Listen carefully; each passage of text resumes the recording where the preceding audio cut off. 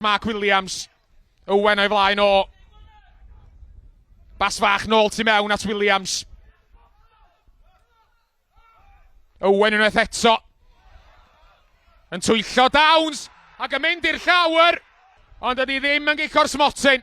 Mi o na gyffyrddiad gan Alex Downs. Ond oedd o ddim yn gyffyrddiad digon cry y marn Mark Petch. A mae Caernarfon yn torri rwan efo Joseph Fow. A Mendes efo fo. Dyma fo, Paulo Mendes ar ochr y cwrt Cosby. Adam Davies. Owen! Ond Joel Torrance efo dwylo cry ar ei bostyn agosa. Feildiodd o gic gornel. Ond fe alla honna wedi bod yn llawer gwaith i'r ymwelwyr. Davies. Codi'r bel allan at Joseph Fow. Fown croesi. Mendes!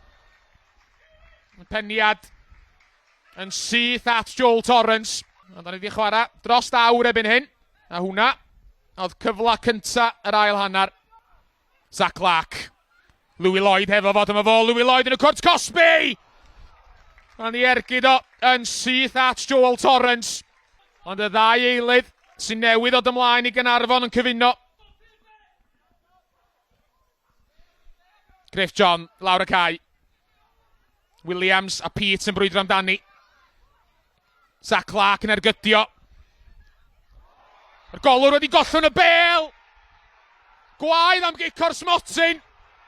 Y Bala yn clirio. A Mr Petch